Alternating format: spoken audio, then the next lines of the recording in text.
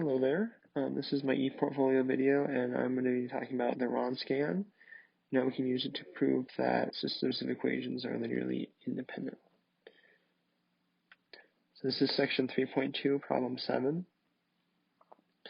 And it wants us to prove that these three functions are linearly independent. So what you're going to do is you're going to create a matrix. What I always do is I just take whatever they give me. So these three right here, I'm just going to rewrite them across like this. 1x, x squared. Then below, you're going to take the derivative. And since you're given three functions, you're going to create a 3 by 3 matrix. So you're going to take the derivative twice. So the derivative of 1 is 0. 0 derivative of x is 1. Then 0. Derivative of x squared is 2x. Then 2. Now to take the Wronskian, you're going to take the determinant.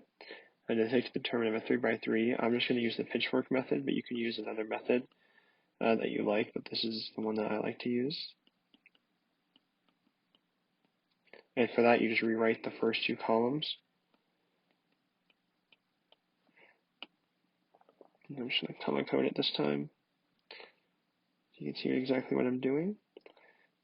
What I'm doing is I'm going to multiply all these sections and add them together, and then subtract these sections.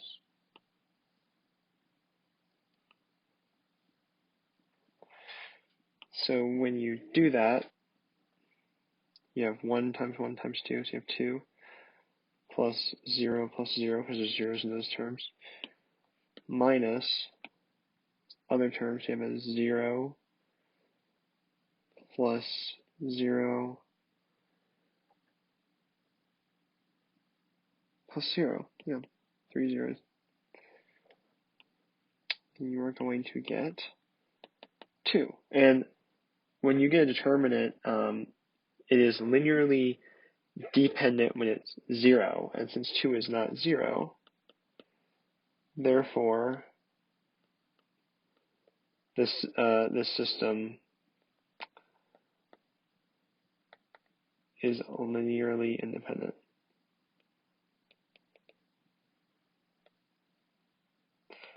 Awesome. So now we're going to do the same thing for this next problem. This is problem 9 out of 3.2. Do the same process. You're going to rewrite them. A little bit more difficult because you have sines and cosines, but we can handle it. That's easy enough. Derivative of cosine is negative sine. Derivative of sine is cosine, but it's negative.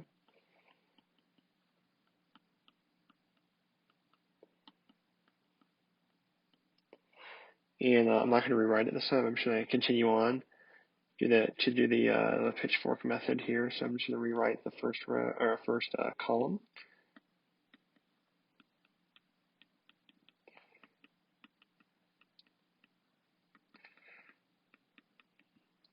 Okay, and you're going to see we're going to do this across this way.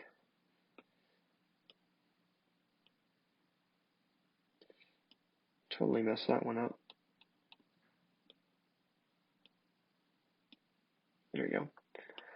You will end up finding out once you do all of that math, you're going to figure out that you get 2 e to the x sine squared x plus 2 e to the x cosine squared x.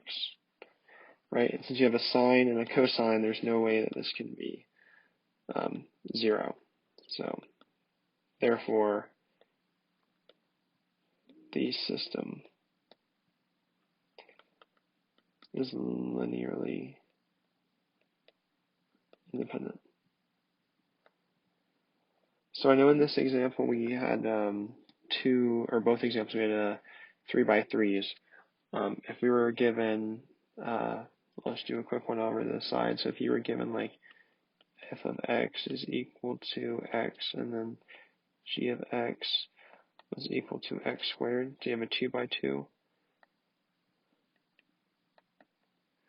You only take the derivative once, so you get a 2 by 2 matrix. So kind of however many terms you have, that's how many times you're going to take. You're gonna create a matrix that's that big. So for 2 terms, we have a 2 by 2. For 3 terms, we have a 3 by 3, and so on. So 4 by 4, or 4 terms would be a 4 systems of equations would be a 4 by 4 matrix, and so on. And you take the derivative that many times to make that matrix. This is a 2 by 2. We just take the derivative once. 3 by 3 twice. 4 by 4 3 times, and so on. So hopefully that helps you guys, and good luck studying for your final.